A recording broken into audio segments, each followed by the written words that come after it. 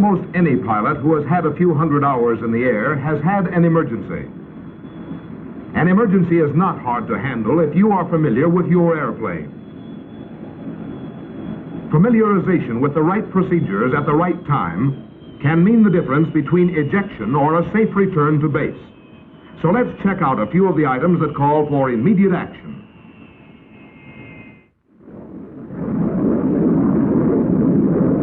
Here is an emergency that calls for quick action. Engine failure on takeoff, after you are airborne and with insufficient runway left. Release drop tanks. Throttle off. Gear up. Check flaps down. If time permits, engine master switch off. Fuel shutoff lever off.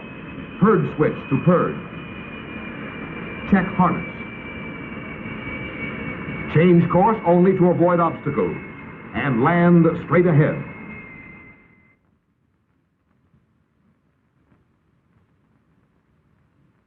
As soon as the airplane stops sliding, get out and away from it quickly. Here is an emergency where you would have more time to act. Compressor stall. This is identified by loss of thrust, a pulsating roaring noise, engine vibration, rapid rise of exhaust temperature, and loss of airspeed. Act fast before flameout occurs. Retard the throttle immediately to idle. Wait until exhaust temperature decreases. Then accelerate very slowly to desired RPM.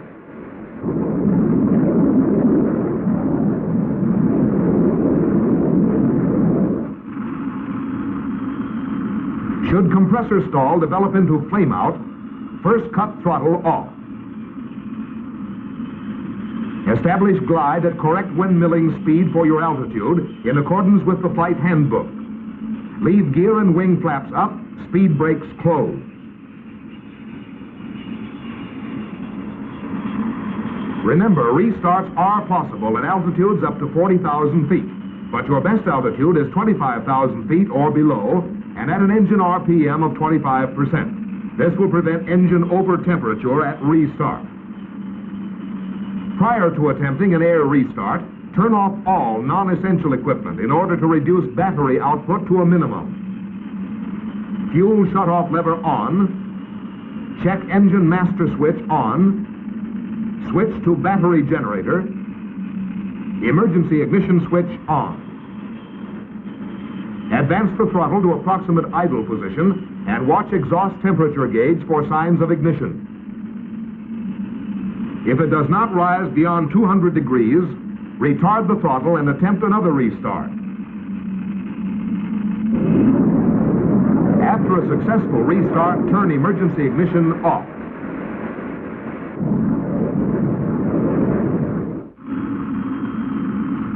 A dead stick landing is another type of emergency you may encounter. Decide immediately whether you can land or if you have to eject. If a landing strip or emergency field is within gliding distance, release drop tanks, retard throttle to off, place engine master switch and fuel shutoff lever off. Trim for a glide at 185 knots with gear and flaps up and speed brakes closed. Remember that for each 5,000 feet of altitude, you can glide approximately 11 nautical miles. Use minimum stick movement to conserve hydraulic accumulator pressure and turn off all non-essential electrical equipment to conserve battery power. Remember, gear up for all but runway landings. But let's assume you have spotted a good runway. When you are sure you can make it, lower landing gear, open canopy, lower flaps as needed, and maintain 160 knots in turn before entering final approach. Extend speed brakes as necessary to regulate speed. If you are undershooting, slow down to 130 knots, which is best glide speed with gear and flaps down. If you are overshooting, slow to 120 knots with speed brakes extended. Ready for touchdown. Turn battery generator switch off. Shoulder harness locked. Stick back. Land at 110 knots. Hold the nose up. That's it. You're in.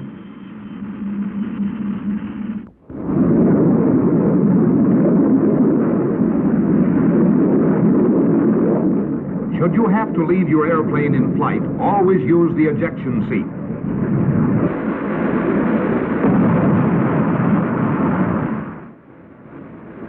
Here is the procedure in detail. Feet in stirrups, head hard back. The first pull on the curtain releases cabin pressure and fires the canopy. The second locks harness and fires seat. Now release curtain and kick free immediately so you will not foul your parachute.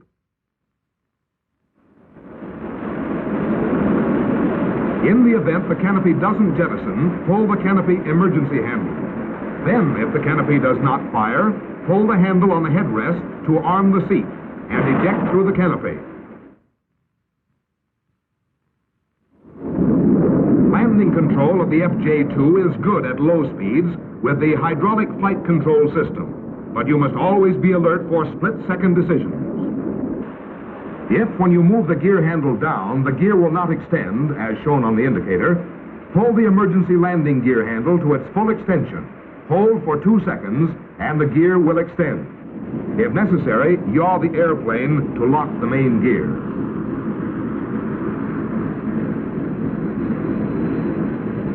If the nose gear is down, but shows unsafe, a touch-and-go landing may snap it into lock position. If this fails, make another approach using this procedure. Be sure drop tanks are released and excess fuel expended. Then plan your approach to touchdown as near to the end of the runway as possible. Throttle off.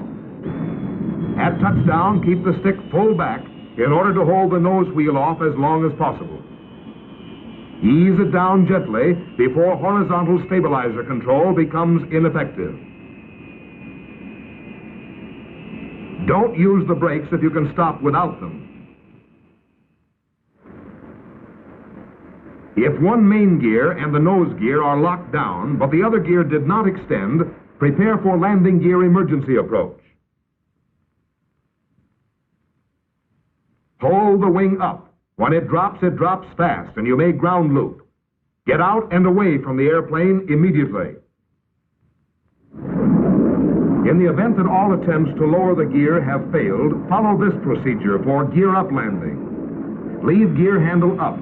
Flaps down. If you are undershooting, slow to 130 knots, your best glide speed with gear up. If you are overshooting, open the speed brakes as required at approximately 120 knots. Use normal landing technique. Stick full back, wings level, touchdown at 110 knots. As soon as your airplane stops sliding, get out fast. If during a final approach you must take a wave off, always remember to advance throttle smoothly and slowly to full power and close speed brakes immediately. Stall speed of the FJ-2 is 100 knots, so hold the nose down and accelerate to approximately 165 knots for new approach. Your first actual landing should be easy. You know how the FJ-2 handles and what to expect. Release drop tank fuel before you enter the landing pattern. Now extend speed brakes. On the upwind leg, turn fuel transfer switch off. Check your shoulder harness and seat belt. Armament switch is off. Open canopy below 205 knots. Check hydraulic pressure, normal. Gear down and flaps down below 205 knots. Check your indicators. Set RPM at 75 to 85%. Hold 140 knots on the downwind leg. Enter the turn at 140 knots, decreasing speed gradually. On the final approach, hold to 125 to 130 knots.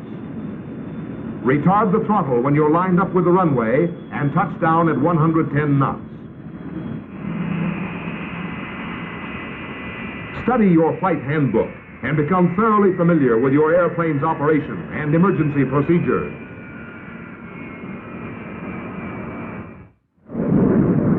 Flying a jet fighter is serious business.